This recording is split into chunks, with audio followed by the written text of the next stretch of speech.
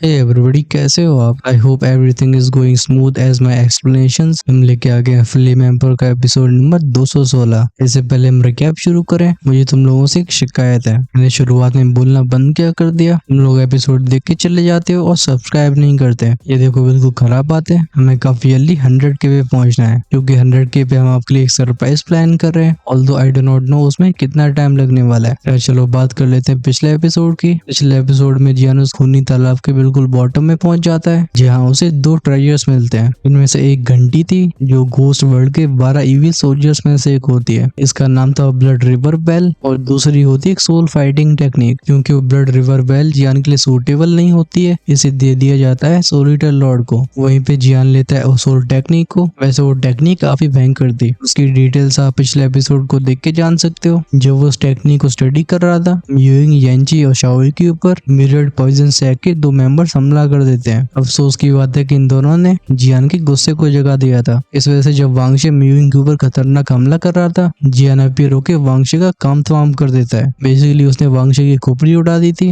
ऐसे नजारे को देख के उसके सीने बदर डूमो के चेहरे के रंग उड़ जाते हैं। इसी पर लिटरली भी अपनी 8 दूधी के ऑरे को रिलीज कर देता है। अपने ऊपर मौत की परछाई को महसूस करके वो डूमो पूरी तरह से कोलैप्स हो गया था। वो पीछे जाते हुए बोलता है, प्लीज मुझे मत मारो, मैं तुम्हारे हेवली पैलेस के डिसाइपल्स के बारे में जानता हूँ। भाई ये क्या जानता है? चलो हम जानते हैं इस एपिसोड में। इस एपिसोड के बाद से स्टोरी काफी ज्यादा इंटेंस होने वाली है। उम्मीद करता हूँ आप सभी इसके लिए तैयार हो गए। बीच में कोई डर के भाग मत जाना। Okay now let's begin. जियान, जिसने डीमो को काम ताम करने के लिए लिटली से बोल के पीछे मुड़ के चलना शुरू कर दिया होता है, अचानक से उसके पैर थम गए होते हैं। वो वापस से मुड़ के बोलता है, ओ क्या तुम सच में हमारे हेवली पैलेस के मेंबर्स के बारे में जानते हो? डीमो तुरंत ही बोलता है, हाँ, जब तक तुम मेरी जान नहीं लेते हो मैं तुम्हें उन सातों की लोकेशन बता सकता हूँ। उसने वैसे जियान के बारे में रूमर सुनने होते हैं, लेकिन अब ये लड़का उसके सामने आ गया है। उसे लगता है कि इस लड़के के बारे में कहानियां तो बहुत कम थी, ये सच में रूथलेस है। ऑल्दो वांगशे ने म्यूइंग के ऊपर खतरनाक हमला किया था जिससे उसकी जान भी जा सकती थी, लेकिन तब भी वो म्यूइंग की जान नहीं लेना चाह रहा था। ये लोग लड़ रहे होते हैं जियान के कंपेनियंस को बंदी बनाने के लिए। वहीं पे जियान जैसे अपीयर हुआ, उसने वांगशे का काम तमाम करने से पहले एक बार नहीं सोचा। ये बात ड्यूमो के लिए और भी फ्राइटनिंग होती है। जियान कहता है, ठीक है चलो तुम्हारी बात सुनते हैं। एक बार अपना सलाइवा गटकने के बाद ड्यूमो शुरू करता है। वो बताता है, रहस्यमयी कारणों की वजह से ज़ोलेरॉल फैमिली के 4 हेवली किंग्स में से एक की जान चली गई, और उसके बदले में वो अपने सारे गुस्से को उन 7 डिसाइपल्स के ऊपर मोड़ चुके हैं। ज़ोलेरॉल फैमिली से लगातार 3 दिन तक भागने की वजह से वो हेवली पैलेस के मेंबर्स पहले अपनी पीक कंडीशन में नहीं थे। अंत में जाके उन्हें घेर लिया जाता है। जब मैंने उन्हें देखा था तब वो युद्ध शुरू हो चुका था। अगर तुम उनके पास जल्दी जाते हो तो हो सकता है कि उनकी जान बचाई जा सके।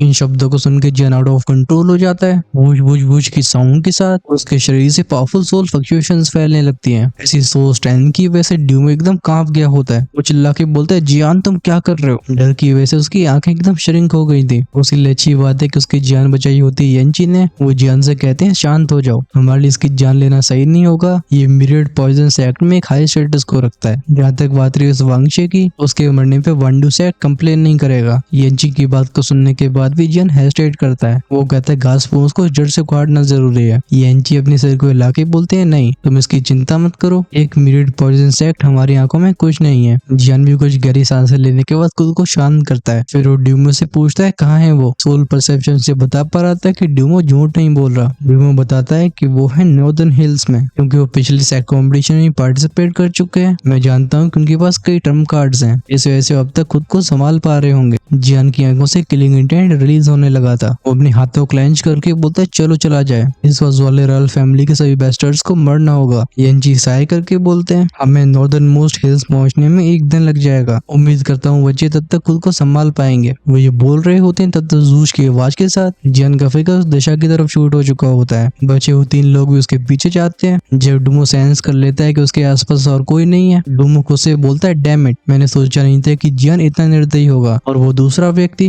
लेकिन बाय द वे मुझे उसे थैंक यू भी बोलना चाहिए। अगर जियान ने मेरी वांगशे को खत्म करने में हेल्प नहीं करी होती तो फ्यूचर में सेक्ट में मेरी पोजीशन खराब हो सकती थी। इतना बोल के डूमो के चेहरे पर अजीब सी स्माइल आ जाती है। वो कहता है, चलो इस बार वांगशे की मौत के पीछे ज़ोलेरॉल फैमिली को दोषी ठहराया जाएगा। वो ये कह के दूसरी दिशा में जाता है और हम नजारा कहीं और का देखते हैं। कई घने पेड़ों के बीच में एक अंधेरी सी जगह में लोगों का एक समूह इकट्ठा हुआ था। उन डिसाइपल्स में से एक बोलती है, सीनियर सिस्टर, हमें मेन ग्रुप से मिलने में कितना और समय लगेगा? जवाब देने वाली चिंगशिंग थी। वो कहती, मेरे परसेप्शन के हिसाब से हम सीनियर ब्रदर से थोड़ी सी दूर है। एक बार उनके साथ मिल जाने से हमारी सिचुएशन इम्प्रूव हो जाएगी। चिंगशिंग के बगल में थी लिंगजुआन और म्यूफंग, क्योंकि इनकी स्ट्रेंथ 7 स्टार दूसरी लेवल की नहीं थी। ये अभी ब्लड रिवर के पहले फ्लोर में ही होते हैं। हालांकि कहने को असली खतरा सेकंड फ्लोर में, लेकिन अब तक की इन सबकी जर्नी भी आसान नहीं रही होती। इन सभी ने सामना किया होता है पावरफुल एनिमीज का, स्पेशली वो ज़्वाले रॉयल फैमिली के मेंबर्स, और सबसे बड़ा थ्रेट साबित हुए थे। न जाने क्यों ची हाउचिंग, जो कि ज़्वाले रॉयल फैमिली का एक मिड स्टेज 7 स्टार दूधी एक्सपर्ट है, ऑफ कोर्स ये भाई होता है उस ची हारून का, जिसकी जान जियान ने ली थी। बात ऐसी ही होती है कि ऐसी स्टैंड के बाद भी ये सेकंड लेवल पे नहीं गया होता, बल्कि पीछे रह के फैंक्शन पवेलियन के ग्रुप का शिकार कर रहा था। अगर चिंगशिंग के पास अच्छी लीडरशिप स्किल्स नहीं होती तो अब तक कई डिसाइपल्स की जान जा चुकी होती। म्यूफंग, जिसका एक्सप्रेशन सीरियस होता है, वो सबको चेतावनी देता है। वो कहते हैं आप सभी अलर्ट रहो, हमारे सीनियर ब्रदर्स बस थोड़ा सा आगे हैं, लेकिन मुझे वहाँ का ऑरा थोड़ा सा अजीब सा लग रहा है। हालांकि बाकी ये लोग उसके शब्दों को सुन के थोड़ा सा रिलीफ फील करते हैं, लेकिन अंत में वो और भी टेंस हो गए थे। म्यूफंग पास होती यिन यांग सीक्रेट आर्ट, जिसकी वजह से इस ब्लड रिवर की चीजों के बारे में वो और भी अच्छे से पता लगा पाता है। चिंगशिंग पूछती है म्यूफंग तुम क्या कह रहे हो? म्यूफंग कहते हैं हाँ मैं सेंस कर पा रहा हूँ कि हमारे हेवली पैलेस के साथ डिसाइपल्स हमसे ज्यादा दूरी पे नहीं है, लेकिन मैं उनके चारों तरफ कई और औरों को फील कर पा रहा हूँ। इस वजह से हम वहाँ ब्लाइंडली नहीं जा सकते। इस उनके चिंगशिंग को सोच के बोलती है ठीक है, आप सभी थोड़ा आराम करो। सभी डिसाइपल्स उसकी बात को मानते हैं। इन सभी ने अपने औरों को बिल्कुल सरप्राइज कर लिया था। म्यूफंग, जिसकी आंखें दूर देख रही होती हैं, वो कहता है चलो हम पहले ऑब्जर्व करते हैं, मुझे इस हिल के बारे में कुछ अजीब सा फील हो रहा है। सीन उसी हिल का दिखाया जाता है। इन पहाड़ियों में कुछ अलग ही सीन चल रहा था। एक बैरियर के बाहर खड़े होते हैं कुछ फिगर्स। सबसे पहले हमारी नजरें जाती है उस टियान होंग के ऊपर, जिसके चेहरे पे अभी बेसब्री दिखाई दे रही थी। वो पूछता है ची हाउचिंग सिचुएशन कैसी है? ची हाउचिंग फ्रस्ट्रेटेड आवाज में कहता है फैंक्शन पवेलियन के डिसाइपल्स हमें लगातार अवॉइड कर रहे हैं, मैं उनकी मेन फोर्स को ढूंढ नहीं पाया हूँ। ये सुन के टियान होंग टिस्क करके बोलता है यूजलेस, किंग ने तुम्हें इतने सारे रिसोर्सेज दिए लेकिन तुम इतना भी नहीं कर पा रहे हो। इससे पहले वो और बोल पाता। 3 हेवली किंग्स में नंबर 2 पे आने वाला टियान किंग बोलता है थर्ड ब्रदर बस अब बहुत हो गया। फैंक्शन पवेलियन के डिसाइपल पिछली बार से सबक सीख चुके हैं, वो उन गलतियों को दोहराने वाले नहीं है। लेकिन चलो ये भी अच्छी बात है, समय आने पे उन सबको मिटा देंगे। नजारा हमें उस बैरियर के अंदर का दिखाया जाता है, जैसे अपनी पेई निगाहों से ज़्वाले रॉयल फैमिली के मेंबर्स देख रहे होते हैं। उस बड़े से गोलाकार के बैरियर यानी कि फॉर्मेशन के अंदर 7 लोग अपने पैरों को मोड़ के बैठे होते हैं। ये हैंडसीज को फॉर्म करके अपनी ऊर्जा को उस फॉर्मेशन को दे रहे थे। बात बस ऐसी थी कि इनके चेहरे पे काफी ज्यादा थकावट होती है। हालात को देख के ऐसा नहीं लगता कि वो इस बैरियर को लंबे समय तक सस्टेन कर पाएंगे। उन 7 में से एक बोलता है सीनियर ब्रदर मैं। तभी ग्रुप का लीडर म्यूटियानियन अपनी आंखें खोलता है। वो एक हल्की आवाज में कहता है सीनियर ब्रदर बात मत करो। ये सुन के बाकी के लोग साय करते हैं। वो 6 डिसाइपल्स हल्की आवाज में कहते हैं सीनियर ब्रदर हमें माफ कर दो, हमारी वजह से आप भी खतरे में फंस गए हो। इन सबको मुंह लटकाते हुए देख म्यूटियानियन हल्के से हंसने लगा था। वो बोलता है तुम सभी मेरे भाई बहन हो, तो हमारे बीच में ऐसी फॉर्मेलिटी की क्या जरूरत है। हेवली पैलेस के 7 डिसाइपल्स में लियोनी अकेली फीमेल होती है। वो बोलती है सीनियर ब्रदर ये सब मेरी गलती है, अगर मैं उस बीस का शिकार करने की जिद नहीं करती तो इस वाले रॉयल फैमिली के लोग हमें कैसे डिस्कवर करते हैं, और ना ही हम इस तरीके से 3 दिनों से इस बैरियर के अंदर छिप रहे होते हैं। लुआनी की बात को सुन के 7 सीनियर ब्रदर डुआनी बोलता है 5th सिस्टर तुम ऐसा मत कहो, क्योंकि हम फैंक्शन पवेलियन साथ में आए थे तो हम हमेशा एकजुट रहेंगे। वैसे ही उस मैजिकल बीस्ट का कोर्स तुम्हारी चोटों को भरने के लिए जरूरी था। हालांकि हम उसकी वजह से सिचुएशन में फंस गए हैं, लेकिन कम से कम तुम्हारी चोटें तो सही हो सकती हैं। म्यूटियानियन भी स्माइल के साथ बोलते 7th ब्रदर सही कह रहा है, 5th सिस्टर तुम बुरा महसूस मत करो। डुआनी थोड़ा मूड अच्छा करते हुए बोलता है चलो एटलीस्ट ये तो अच्छी बात है कि अब उन 4 हेवली किंग्स में से बस 3 बचे रह गए हैं, इसे हमारे लिए एक छोटी सी जीत जरूर कहा जाएगा। ये सुन के 2nd सीनियर ब्रदर युआन लैन कहता है मुझे लगता है ये जियान की करामात है। म्यूटियानियन भी सहाय करता है। वो कहता है लेकिन हमने ज़्वाले रॉयल फैमिली को अंडर एस्टिमेट कर दिया। उस बैटल के बाद मुझे मानना पड़ेगा कि मैं उस टियान किंग का मैच नहीं हूँ। 2nd सीनियर ब्रदर युआन लैन अपने सिर को हिलाता है। वो कहते हैं हम तब तैयार नहीं थे। ज़्वाले रॉयल फैमिली के उन दोनों हेवली किंग्स ने हमारे ऊपर तब हमला किया जब हम उस मैजिकल वी से फाइट करने की वजह से कमजोर हो गए थे। अगर हमारे पास अपनी पूरी स्ट्रेंथ होती तो उन 3 में से एक हेवली किंग कम से कम और कम हो जाता। ये सुन के म्यूटियानियन कहता है बहुत बात हो गई, चलो अपनी स्ट्रेंथ को वापस से रिकवर करो। हालांकि अंदर क्या बात हो रही है बाहर ज़्वाले रॉयल फैमिली के मेंबर्स को सुनाई नहीं देती, लेकिन वो तब भी अंदर के मामले को लगातार ऑब्जर्व कर रहे थे। वो टियान होंग बोलता है 2nd ब्रदर हमें क्या करना चाहिए। अभी उस टियान किंग के चेहरे पे ऐसा एक्सप्रेशन था जिसे पढ़ा नहीं जा सकता। वो बोलता है सीनियर ब्रदर होली फ्लेम को ढूंढने के लिए गए हैं, मुझे लगता है सुपर सेक के बाकी के एक्सपर्ट्स भी वहाँ जा रहे होंगे, हमारा भी टारगेट वही होना चाहिए था। लेकिन तभी हमें 7 मेंबर्स कमजोर हालत में मिल गए। हालांकि हमने इन्हें चोटें पहुंचाई हैं, लेकिन ये अपनी स्ट्रेंथ को रिकवर कर रहे हैं। अगर चीजें ऐसी चलती हैं तो हमारे लिए मुसीबतें बढ़ जाएंगी। ये कहते कहते टियान कैंग की आंखें और भी कोल्ड हो गई थी। वो बैरियर के अंदर सातों फिगर्स को देखते हुए बोलता है, ये बैरियर एक फॉर्मेशन स्क्रॉल है, भले ही मजबूत हो लेकिन ऐसी बात नहीं कि इसे तोड़ा न जा सके। चलो हम दोनों इसके ऊपर हमला करना शुरू करते हैं, ये लंबे समय तक नहीं टिक पाएगा। टियान होंग नोड करके ची हाउचिंग से बोलते, हाउचिंग और हमारे साथ हमला करो। फाइनली तीनों अपने औरों को इरप्ट कर देते हैं। बूम बूम बूम की तीन आवाजों के साथ इन तीनों के चारों तरफ ओरियंची और लाइफ फोर्स के रिपल्स फैलने लगी थी। लेकिन अगर इन्हें ध्यान से देखा जाए तो इसमें एक डार्क सिनिस्टर पावर भी मौजूद होती है। फिर ची हाउचिंग और टियान होंग साथ में हमला करते हैं।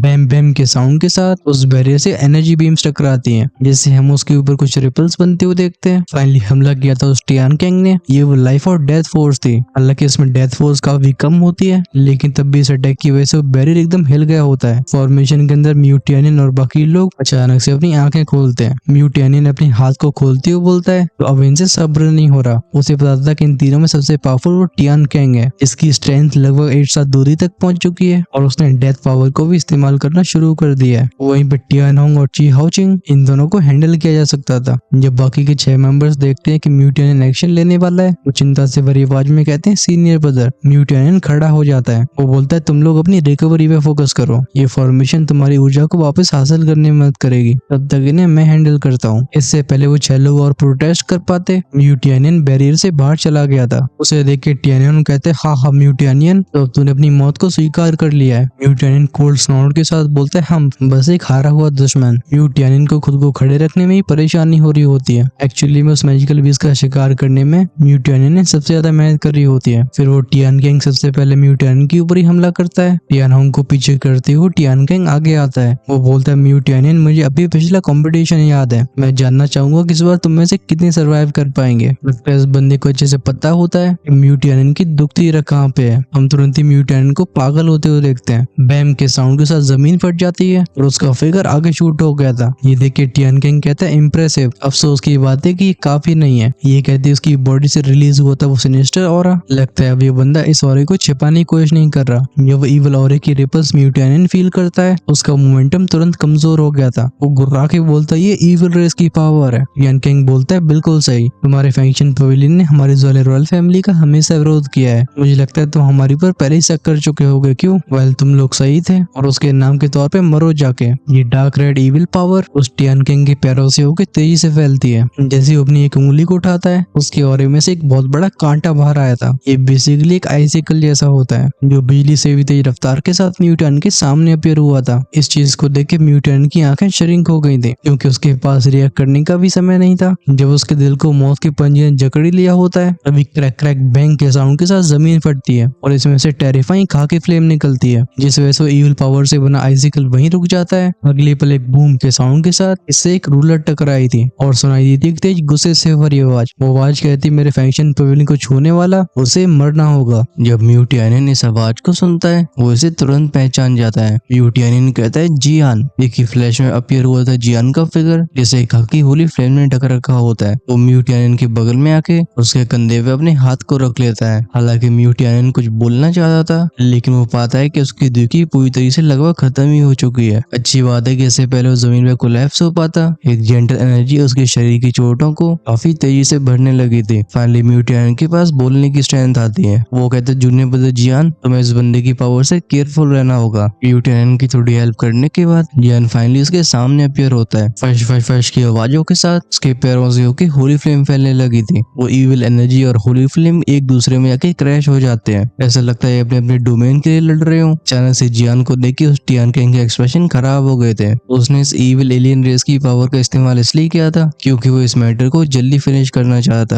आखिरकार वो टियांगन पहली होली फ्लेम की जगह के पास पहुंच चुका होगा और होली फ्लेम की चाह तो इस टियान कैंग को भी थी, इसलिए वो कुछ डेवास्टेटिंग अटैक से हेवनली पैलेस के साथ मेंबर्स को खत्म करना चाहता। लेकिन जियान के अचानक से बीच में आने की वजह से चीजें बहुत कॉम्प्लिकेट हो गई हैं। अगर ज़्वाले रॉयल फैमिली की इविल पावर को पोजेस करने की खबर फैलती है तो उसके परिणाम बहुत बुरे हो सकते हैं। और बस ऑप्शन बचा था एक ही, जो सबको खत्म करने का होता है। उसके दिमाग में थॉट फ्लैश ही हुआ था, तभी जियान की होली फ्लेम से एक फ्लेम टाइगर निकलता है। वो एक तेजी से दहाड़ मार के अपने मुंह से फ्लेम के गोलों को छोड़ने लगा था, जो बैम बैम बैम के साउंड के साथ टियांग कैंग की चारों तरफ की इविल एनर्जी को डिस्ट्रॉय करने लगते हैं। ये देख के टियांग कैंग अपने दोनों हाथों को पुश करता है और वो इविल एनर्जी एक बड़े से पाइथन को बना लेती है, जो हिसिंग के साउंड के साथ जियान की होली फ्लेम टाइगर से लिपट गया था। कुछ समय के बाद सुनाई दी थी बैम की साउंड। इन दोनों फोर्सेस ने एक दूसरे को अनहाइलेट कर दिया था, लेकिन इससे टियान कैंग को कोई खुशी नहीं मिली होती। वो टियान होंग से बोलते हमेशा जल्दी फिनिश करना होगा, हमारी इविल पावर के बारे में समय से पहले किसी को मालूम नहीं पड़ सकता, इसलिए हम यहाँ पे किसी को जिंदा नहीं छोड़ सकते। ये सुन के टियान होंग अपनी इविल एनर्जी को एक्टिवेट करता है। हम दो काले और लाल वोटेक्स को बनते हुए देखते हैं। अब तक म्यूइंग, येंची और शाओई भी जियान के पास आ चुके थे। वेल एक्चुअली में एंटर कर चुके होते हैं उस लाइट बैरियर के अंदर, जिसमें हेबलीफेस के 6 मेंबर्स मौजूद थे। येंची अपनी जेंटल एनर्जी से उन 6 मेंबर्स को रिकवर करने का मौका देते हैं। वो पूछते हैं क्या तुम लोग ठीक हो?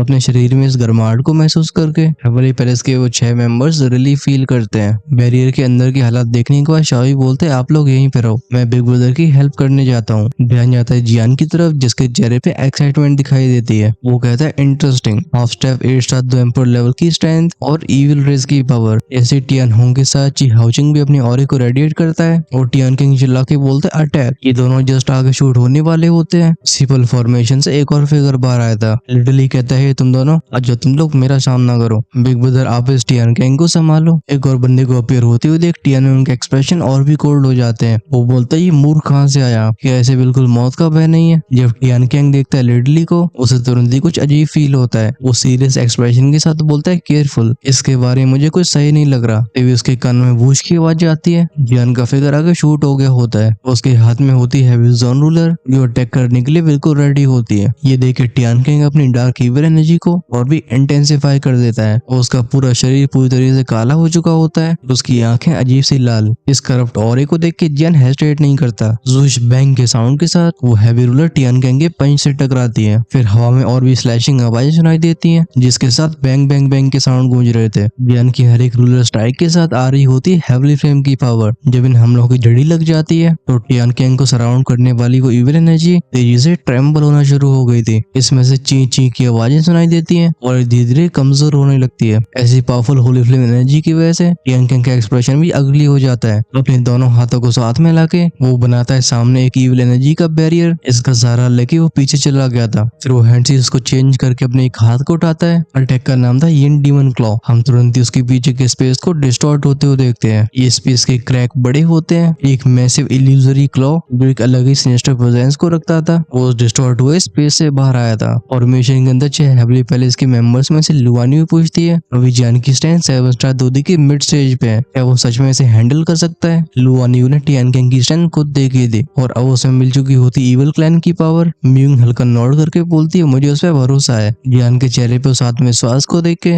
म्यूइंग के चेहरे पे हल्की स्माइल आ चुकी थी। जब वो लाल और काली ऊर्जा से बना पंजा फेस को फाड़ के बाहर आया होता है, इसे देख के जियान की आंखें भी पैनी हो जाती हैं। वो कहता है क्या इविल टेक्निक है, लेकिन तुम मुझे कुछ ज्यादा ही अंडर एस्टिमेट कर रहे हो। बिना hesitation K slash slash slash के आवाजों के साथ जियान ने रूलर को 6 बार घुमाया होता है। ये हर एक स्ट्राइक होली फ्लेम के 6 बड़े बड़े रूलर ब्लेड्स बनाती है। ये थी स्काई ब्रेकिंग रूलर की 7th फॉर्म 6 स्ट्राइक्स। जैसे 6 अटैक एक दूसरे में कंबाइन होते हैं, ये टियान किंग के उस पंजे से हेड ऑन टकरा गए थे। बूम बूम बूम की आवाजों के साथ पॉइंट ऑफ कोलिजन से शॉक वेव्स फैलती हैं। तभी उस टियान किंग के चेहरे पर अजीब सी स्माइल आती है। वो कहता है जियान चलो इसे खत्म किया जाए। वो इविल क्लॉ जो कि जियान के अटैक से टकराया था, क्लिक क्लिक की आवाजों के साथ वो पंच पैनी पैनी लाइट बीम से बदलता है। फिर शूट हो जाता है जियान की तरफ। In pitch black light beams की स्पीड इतनी तेज थी कि जियान को रिएक्ट करने का मौका नहीं मिलता। वो 5 लाइट बीम्स तेजी से छोटी होती हैं, जिससे जियान का फिगर वहीं जम जाता है। ये देख के टियान किंग खुश हो गया था। वो ची हाउचिंग से बोलते हाउचिंग ये लड़का उतना स्ट्रॉन्ग भी नहीं लगता जितना तुमने बताया था। ये टियान किंग अपनी घमंड की वजह से नोटिस नहीं कर पाता कि 5 लाइट बीम्स के अंदर फंसे उस फिगर का ऑरा एक्चुअली में जियान से थोड़ा अलग सा था। टियान किंग फाइनली अपनी 5 उंगलियों को क्लेंच करते हुए बोलता है जियान डाई। तुरंत ही उन 5 डार्क एनर्जी बीम्स में से पैनी पैनी नीडल्स बाहर आती हैं। लेकिन टियान किंग जियान की चीख सुनना चाह रहा था, उसे वो सुनने का मौका नहीं मिलता क्योंकि इसी पर सुनाई दी थी एक प्लॉप की आवाज। ये आवाज थी जियान के फिगर की हवा में मिलने की। ये देख के टियान किंग का एक्सप्रेशन डिस्टॉर्ट हो जाता है। वो बोलता है एक फेक बॉडी। इसी मोमेंट में दूर एक स्पेस रिपल बनी थी। जियान उसे बाहर आते हुए बोलता है लगता है तुम अपने बारे में कुछ ज्यादा ही हाईली सोचते हो। टियान किंग को फाइनली रियलाइज होता है कि अब चीजें आउट ऑफ कंट्रोल हो रही हैं। उसके चेहरे पे आता है रूथलेस एक्सप्रेशन। वो कहते हैं अब तुमने मेरे पास और कोई चॉइस नहीं छोड़ी। ये कहते उसकी 3 उंगलियां उसके माथे पे प्रेस हो गई थी। तुरंत उसके माथे पे अपीयर होता है वो लाल रंग का निशान, जो तेजी से उसकी बॉडी में फैलना शुरू हो जाता है। कई वो वो की आवाजों के साथ उसके ऑरे में बदलाव आया था। जहाँ कोई समय पहले टियान किंग के ऑरे में इविल एनर्जी मिली होती है, अब उस वजह से टियान किंग का ऑरा गायब होता जा रहा था। टियान होंग जो को फेस कर रहा होता लिटली को, इस नजारे को देख के उसका एक्सप्रेशन चेंज होते हैं। वो दातिमीज की बोलता है डैम इट। तो उसने सीनियर ब्रदर को एक्चुअली में ब्लड कर्स की पूरी स्ट्रेंथ यूज करने के लिए मजबूर कर दिया। ये बात सच थी कि इविल एलियन रेस का ब्लड कर्स इंसानों को बेशुमार ताकत दे सकता था, लेकिन इसकी एक कीमत भी होती है, क्योंकि इसे पूरी तरह से एक्टिवेट कर देने पे वो ब्लड कर्स इंसानों के शरीर पे कंट्रोल कर लेता है। इस वजह से जब तक सारे विकल्प खत्म न हो जाए, लोग इस चीज को एक्टिवेट नहीं किया करते थे। टियान कैंग के उस इविल मॉन्स्टर सॉरी को देख के जियान के चेहरे पे थोड़ी सीरियसनेस आई होती है। फाइनली इसी वर्ड पे हमें टियान कैंग की आवाज सुनाई दी थी। एकदम ट्विस्टेड वॉइस थी। वो कहता है इंसानी दुनिया सच में फैसिनेटिंग है लड़के, तेरी वजह से मुझे इस बॉडी का पूरा कंट्रोल मिल गया है, और इसका शुक्रिया अदा करते हुए मैं तो ये महसूस करवाऊंगा कि सारी उम्मीदों को खो देना कैसा होता है। जियान सेंस कर पाता है कि इस बंदे का ऑरा उस टियानशिंग से एक लेवल ऊपर है। वो एक काम आवाज में कहता है, वैसे तुम गॉरफिन के 4 एनवॉइस में से कौन हो? ये सुन के वो टियान कैंग के शरीर पे कब्जा करने वाली इविल एंटिटी अपनी उंगली पे इविल एनर्जी से खेलते हुए बोलती है, हमको लगता है लड़के तुझे जीरो से ज्यादा मालूम है, लेकिन ये नॉलेज ही तेरी मौत का कारण बनेगी। जियान अपनी तरफ इशारा करते हुए बोलता है, तो फिर खड़े क्यों हो? मैं भी देखना चाहता हूँ कि गॉरफिन की टॉप एनवॉय की कैसी पावर होती है। बाय द वे तुम्हारा वो लास्ट एनवॉय वो भी मेरे हाथों से मारा गया है। फाइनली इस बात ने टियान कैंग के अंदर की इविल एंटिटी को पूरी तरह से उकसा दिया होता है। वो चीची जी की आवाज के साथ उसका ऑरा फ्लक्चुएट हुआ था और वो जियान की तरफ शूट हो जाता है। ऑफ कोर्स ये कहना भूला नहीं था कि तेरी इतनी हिम्मत। भले जियान अपने चेहरे पे मुस्कान की चमकान दिखा रहा हो, वो दुश्मन को एकदम सीरियसली ले रहा था। वो 2 उंगलियों को आगे करके इशारा करता है। उसकी होली फ्लेम एक बड़ी सी लेयर को बनाती है जो क्रैशिंग साउंड के साथ उस इविल टियान कैंग की तरफ बढ़ गई थी। ये देख के टियान कैंग बढ़ाता है अपनी हथेली को आगे। उसकी हथेली के सामने एक केवल एक एनर्जी की लेयर्स मिलके एक काले रंग के पाम अटैक को तैयार करती हैं। इसका आकार करीब 200 मीटर का होगा। ये बैंग बैंग बैंग के साउंड के साथ जियान की होली फ्लेम वेव से टकराता है। हालांकि अंत में जाके दोनों चीजें एक दूसरे को न्यूट्रलाइज कर देती हैं, लेकिन इस बार कदम जियान को पीछे लेने पड़े थे। वो टियान कैंग जिसके शरीर का कोई हिस्सा दिखाई नहीं दे रहा था, दिखाई दे रही होती है बस डार्कनेस में उसके अंदर से उसकी सिनिस्टर आवाज सुनाई देती है। वो कहती है, हाँ सच है कि होली फ्लेम हमारी शक्तियों का तोड़ है, लेकिन लड़के इसकी पूरी पावर अनलीश करने के लिए तेरी स्ट्रेंथ अभी बहुत पीछे है। ये चीज तेरे हाथ में लग के बर्बाद हो गई है। इतना कह के उसका इवल और भी इंटेंस होने लगा था। ये डार्क एनर्जी एक दूसरे में लिपट के और भी ट्विस्ट हो रही थी। जब टियानोंग इस नजारे को देखता है, वो चिल्ला के बोलते हैं, सेकंड ब्रदर आप क्या कर रहे हो? तभी उस इविल एंटिटी के अंदर से टियान कैंग की आवाज सुनाई दी थी। वो कहता है, तुम मुझे डिवॉर करने की कोशिश कर रहे हो। वो इविल एंटिटी बोलती है, तुम क्या जानते हो? इस इंसान के हाथ में जो पावर है वो भविष्य में हमारे लिए बहुत बड़ा खतरा बन सकती है। पूरी तरह से मर्ज होने के बाद ही हम इसे खत्म कर पाएंगे। ये सुन के उस शरीर में छिपा टियान कैंग बोलता है, अगर तुम मुझे डिवॉर करते हो तो मैं सच में मर जाऊंगा। मैं तुम्हें ऐसा बिल्कुल नहीं करने दे सकता हूँ। अगले पल उस इविल एंटिटी की एक आंख नॉर्मल होने के साइंस दिखाने लगती है। इसमें कभी दिखाई देती है वो डार्क इविल पावर, तो कभी टियान कैंग की वो आंखें। इस लड़के के ऐसे स्ट्रगल को फील करके वो इविल एंटिटी बोलती है, अब तुमने मेरे पास और कोई चॉइस नहीं छोड़ी है। टियान कैंग कहता है, ऐसा सोचना अभी मत, भले मेरी जान चली जाए लेकिन मैं तुम्हें सफल नहीं होने दूंगा। वो अपनी हाफ स्टेप 8/7 की सोल का इस्तेमाल करके इस इविल फोर्स को अपनी बॉडी से बाहर करने लगता है। वो जानता था कि जियान को हराने के लिए इस पावर का इस्तेमाल करना ये एक बहुत बड़ा रिस्क था। अगर उसे मालूम पड़ता कि जियान को हराने के लिए उसे अपने आप को खोना होगा तो वो कभी ऐसा नहीं करता।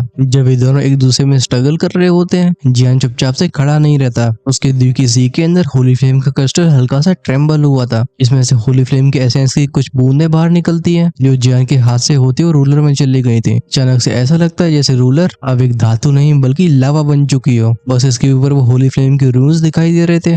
टेलीपोर्टेशन टेक्निक को एक्टिवेट कर देता है। वो सीधा अपीयर होता है टियान कैंग के पीछे। बिना हेजिटेशन की एक तेज धाड़ के साथ जियान ने रूलर को खंजर की तरह आगे कर दिया था। गूंजती एक प्लॉप की आवाज। इस आवाज को सुन के ची हाओचिंग और टियान होंग जो लिटरली से फाइट कर रहे होते हैं, अचानक से दोनों के चेहरों के रंग उठ जाते हैं। जब वो टियान कैंग की तरफ मुड़े थे, इनके चेहरे पे हॉरिफाइड एक्सप्रेशन आया था, क्योंकि वो देखते हैं उस इविल टियान कैंग को अपने सर को नीचे झुकाते हुए। एक फ्लेमिंग रूलर उसके सीने से आर पार हो चुकी थी। फिर जियान अपने रूलर को हल्का सा झटका देता है। इविल टियान कैंग की बॉडी से रूलर बाहर आती है। ये देख के जियान स्माइल के साथ अपने रूलर को जस्ट वापस रखने वाला होता है, तभी उसकी भौं सिकुड़ गई होती है। वो देखता है टियान कैंग को, जिसका पिछले अटैक की वजह से काम तमाम हो जाना चाहिए था। वेल एक्चुअली में जियान अपने सोल परसेप्शन से पता लगा पाता है कि अब इस बॉडी में टियान कैंग की सोल नहीं रही है, लेकिन लगता है जियान के इस अटैक ने उस इविल एंटिटी की इस बॉडी को कंट्रोल करने में हेल्प कर दी थी। 1 2 3 सेकंड सब कुछ वहीं पे थमा रहता है। तभी सुनाई देती है जोचिंग आवाजें। टियान कैंग के चारों तरफ एक एनर्जी का टॉर्नेडो बनता है। इस इविल एनर्जी की वजह से ऊपर का स्पेस भी कांपने लगा था और सुनाई दी थी इविल टियान कैंग की आवाज। वो तेजी से हंस के बोलता है, इंसानी शरीर सच में अच्छा है और अब तो मुझे रोकने के लिए वो सोल भी नहीं रही। फिर वो मुड़ता है जियान की तरफ। तभी उसके शरीर के घाव बहुत तेजी तेजी से भर रहे होते हैं। वो कहते हैं तुम जानना चाहते थे कि मैं कौन हूँ? मैं गॉरफिन के 4 मैसेंजर्स में दूसरे नंबर पे आता हूँ। यान केंग की ऐसी ट्रांसमिशन को देख के म्यूइंग और यांची के चेहरे पे भी सीरियस एक्सप्रेशन आ चुके होते हैं। वो कहते हैं उस टियान केंग की बॉडी पूरी तरीके से इस इविल एंटिटी के कंट्रोल में है। ये सुन के म्यूइंग की चिंता और बढ़ जाती है। बिना किसी से कुछ पूछे वो जूश के आवाज के साथ जियान की तरफ शूट हो गई थी। वो जाते जाते बोलती है ब्रदर मैं हेल्प करने जा रही हूँ। यांची ने म्यूइंग की आंखों में ऐसी चिंता बस अपने लिए देखी थी, लेकिन जब वो जियान के लिए ऐसा करती है यांची समझ नहीं पाते कि वो क्या फील करें। वो एंड में जाके साय करके बोलते आह जिद्दी लड़की।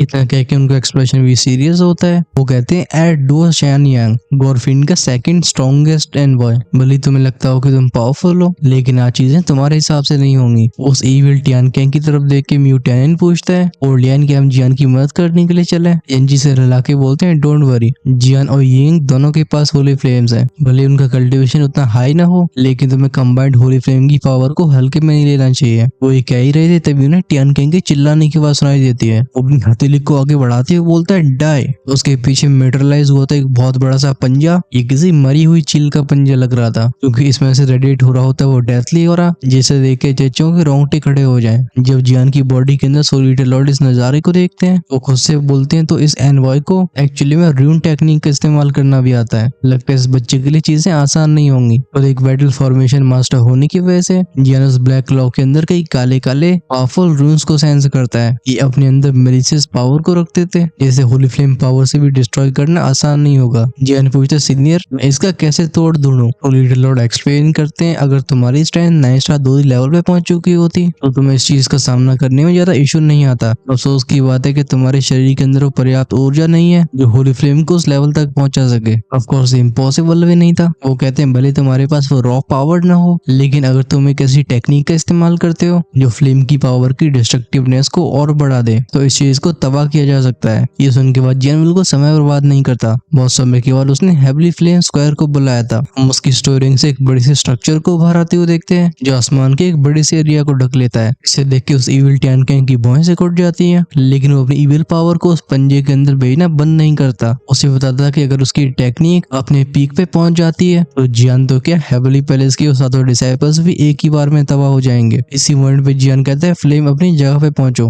उसके सीने से बाहर आता एक सफेद रंग का क्लस्टर। ये मिल्की व्हाइट फ्लेम खुद को बांटना शुरू कर देती है। जियान के शरीर के चारों तरफ कई रंग बिरंगे फ्लेम के क्लस्टर इकट्ठे होते हैं। जियान की अगली कमांड भी हेवली फ्लेम स्क्वायर के ऊपर जाने लगे थे। अपने दोनों हाथों को साथ में लाते हुए वो कहता है gather. Boom boom fishing sound के साथ वो फ्लेम्स एक दूसरे में मर्ज होना शुरू हो जाती हैं। हेवली फ्लेम स्क्वायर की चारों तरफ का स्पेस फटता है। लगता है जैसे जैसे जियान की कल्टीवेशन ग्रो हुई है उसकी हेवली फ्लेम्स भी पावरफुल होती गई हैं। तो इस बैटल फील्ड से फ्लक्चुएशंस फैल रही थी जिन्हें कई किलोमीटर से दूर सेंस किया जा सकता था। ये देख के वो इविल टियान केंग बोलता है बस दिखावा कर रहा है। फिर उसने अपने माथे को छू के अपने हाथ को ऊपर कर दिया था। ये अटैक होता है ब्लड डीमन हैंड शीटियान। हम उसके पीछे के अटैक को फूलते हुए देखते हैं। इसने आकार ले लिया था कई 100 मीटर के ब्लडी हैंड का। वो एक सिनिस्टर स्माइल के साथ बोलता है डाई। अपने चारों तरफ के स्पेस को तोड़ते हुए वो ब्लड डीमन हैंड आगे बढ़ गया था। ऐसे नजारे को देख के वो टियान केंग हंसने वाला होता है, तभी उसके चेहरे की स्माइल वहीं जम जाती है, क्योंकि अभी उस प्लेटफॉर्म के ऊपर एक ब्यूटीफुल सा फायर लोटस दिखाई दे रहा था। जियान कहता है इस टेक्निक का इस्तेमाल करे हुए काफी समय हो गया। साइलेंट फायर लोटस, जो मैं तुम्हें खिलने की आजादी देता हूँ। जियान के मुंह से शब्द भारी आए होते हैं। वो फायर लोटस घूमना शुरू हो जाता है। चिर चिर चिर की आवाज के साथ स्पेस की एक लेयर उड़ गई थी और ये फायर लोटस सीधा उसमें एंटर हुआ था।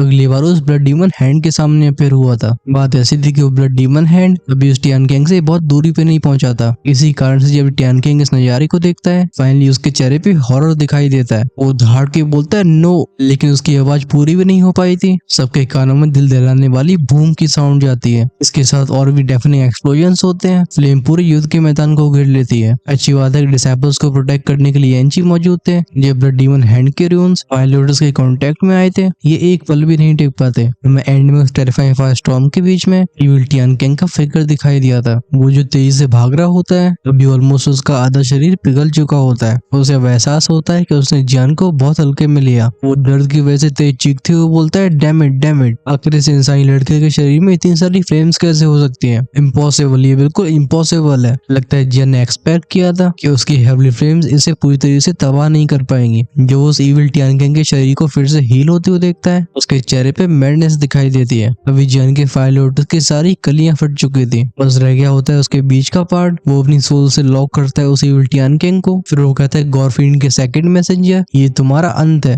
एक हल्की सी क्रैक की आवाज के साथ वाइल्ड लोटस का वो मिडिल पार्ट, जिसे हम अंग्रेजी में बोलते हैं पिस्टल, उसी स्पेस को फाड़ के उस इविल टियान कैंग के सामने अपीयर होता है। अचानक से एक इंटेंस व्हाइट लाइट एक 50 मीटर के दायरे को पूरी तरीके से बल्ब की तरह बना देती है। इसके अंदर से सुनाई देती आर्ग आर्ग वाली इविल टियान कैंग की आवाजें। हेवली फ्लेम की इस टेरिफाइंग फोर्स को वो गॉरफील्ड का दूसरा एनवॉय भी झेल नहीं पाता। जब जियान की मिल्की व्हाइट फ्लेम हटी होती है, हवा में हड्डियों का ढांचा फ्लोट कर रहा होता है। इसकी एक आंख पूरी तरह से जल के राख हो चुकी थी, दूसरी आई सॉकेट से बाहर आ चुकी थी। ये देखे वो टियानोंग चिल्ला के बोलता है सीनियर ब्रदर। अभी टियानोंग और ची हाउचिंग दोनों पैनिक हो गए थे। तभी लिटरली कहते हैं ओ क्या तुम्हें अपनी परवाह नहीं है। ये कहते उसने दोनों हाथ आगे बढ़ा दिए थे। विशिंग आवाज़ के साथ वो 23 रंगों की फ्लेम इन दोनों फिगर्स को अपनी गिरफ्त में ले लेती है। अभी जियान भी हवा में लड़खड़ा रहा था। लगता है उसने ऑलमोस्ट सारी एनर्जी इस वाइल्ड लोटस में भेज दी थी। इस वजह से वो होता है पूरी तरह से थका हुआ। लगता है ईविल रेस के मेंबर सच में कॉकरोच जैसे होते हैं। जब जियान खुद को संभाल रहा होता है, उस इविल टियान कैंग का दिल तेजी से धड़कता है। फिर उसकी हड्डियों पे घूमने लगती है वो लाल रंग की र्यून्स, और हम तेजी से उसकी मांसपेशियों को डेवलप होते हुए देखते हैं, मतलब रीजनरेट होते हुए। वो अपने आधे होठों से बोलता है डैम इट, इस लड़के के बारे में मुझे किंग को बताना होगा। अभी इसने होली फ्लेम को मास्टर नहीं किया है, इसका जल्द से जल्द मरना जरूरी है। फिर वो चिल्ला के बोलता है थर्ड ब्रदर हमें वापस जाना होगा, मैं अब लड़ने की हालत में नहीं हूँ। ये कहकर वो काली रोशनी बदल के इस बैटलफील्ड से दूर जाने लगता है। जब जाने से नजारे को देखता है, वो चिल्ला के कहता है रुको, इसे जल्दी रोको कोई। वो भी आगे शूट होने वाला होता है। तभी उसे अपनी बॉडी में एक अलग ही पेन फील होता है। बिजली की रफ्तार से भागता वो टियान कैंग कहता है इंसान भले तू स्ट्रांग हो, लेकिन तू मुझे रोक नहीं पाएगा। मैं आज के इस ह्यूमिलिएशन को भूलूंगा नहीं। वो पीछे जियान से कह के फिर से आगे मुड़ा ही था। तभी उसे दो फिगर सामने खड़े दिखाई देते हैं। वो फिगर कहते हैं ओ क्या तुम हमारे बारे में भूल चुके हो। टियान कैंग अपने दोनों हाथों में इविल एनर्जी को इकट्ठा करके बोलता है गेट आउट। ये बोलते हुए अपने अटैक को आगे शूट कर देता है, लेकिन म्यूइंग जो कि सही अवस्था में होती है, उसके हाथ के एक इशारे से होली फ्लेम आगे बढ़ी थी। वो इविल पावर तुरंत ही प्योरीफाई हो जाती है। ओके आगे काफी बकवास हुई है, जिसमें टियान कैंग म्यूइंग और जियान को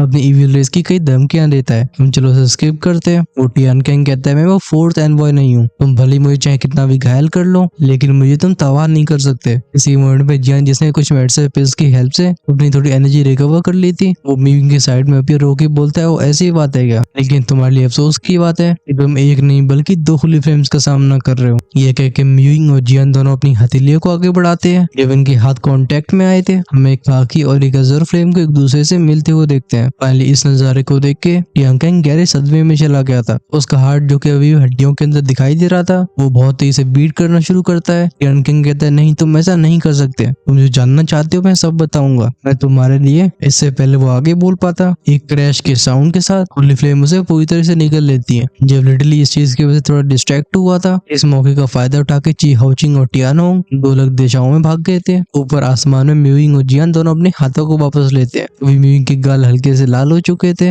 लेकिन जियान इस पे ध्यान नहीं दे पाता। लिटरली भी स्विच की आवाज के साथ जियान के साइड में अपीयर होता है। उसे सपोर्ट करते हुए बोलता है बिग ब्रदर क्या वो सच में मारा गया। जियान बोलता है सच में। लिटरली कहता है लेकिन वो दोनों भागने में सफल रहे हैं। जियान उसे दिलासा देते हुए बोलता है चिंता मत करो, जब समय आएगा तो वो भी नहीं बच पाएंगे। चलो पहले हम रिग्रुप होते हैं, क्योंकि अब टाइम आ गया मेन इवेंट का। ऑफ कोर्स यहाँ बात हो रही होती है लैंड ऑफ होली फ्लेम की। जब यहाँ पे जियान अपने टीममेट से मिलने लगा होता है, इस जगह से काफी दूर पहुंचेगा वो टियानोंग हवा में अचानक से थम जाता है। वो पीछे मुड़कर डिसबिलीफ भरी आवाज में कहता है क्या सेकंड ब्रदर बच नहीं पाए, डैम फंक्शन पवेलियन, मुझे बिग ब्रदर के पास जल्दी पहुंचना होगा। इतना बोल के वो भी अपनी तेजी बढ़ा देता है और एंड होता है हमारा ये वाला एपिसोड। वेल एक्चुअली में टियान कैंग को जियान के फायर लोटस ने खत्म कर दिया था, लेकिन फिर शायद ऑथर को ऐसा लगा होगा कि यार हेवली फ्लेम्स का अभी तक तो इस्तेमाल नहीं किया है, और अब इससे इतना पावरफुल एक्सपर्ट कैसे मर सकता है। लगता है इस वजह से उसने एक और चैप्टर लिखा जिसमें जियान और म्यूइंग अपनी होली फ्लेम का इस्तेमाल करके उस इविल टियान कैंग को पूरी तरह से खत्म कर देते हैं। So yes I could have skipped that part, लेकिन मुझे लगा कि आपको भी सॉलिड रीजन देना चाहिए जिससे आपके मन में गलतफहमी न रहे कि पावरफुल एक्सपर्ट्स को अब भी होली फ्लेम्स मार सकती हैं। उनमें भी स्पेशली इविल रेस के पावर हाउस जो काफी तेजी से रीजनरेट हो सकते हैं। चलो जरा बात कर लिया नेक्स्ट एपिसोड की। बेसिकली अगले पार्ट में जियान की टोली होली फ्लेम वाले इलाके में जा रही होगी। अगर आप उसे मिस नहीं करना चाहते तो चैनल को सब्सक्राइब करके बेल आइकन के बटन को ऑन करके रखो, जिससे रिलीज होते वीडियो सबसे पहले आपके पास पहुंचे। ऑफ कोर्स अगर आपसे नेक्स्ट एपिसोड का वेट नहीं होता है तो बन सकते हो हेल गार्डन की मेंबरशिप का हिस्सा, जो इनका ऑप्शन चैनल की होम पेज पे मिलेगा। सो या that's it for this video, peace out.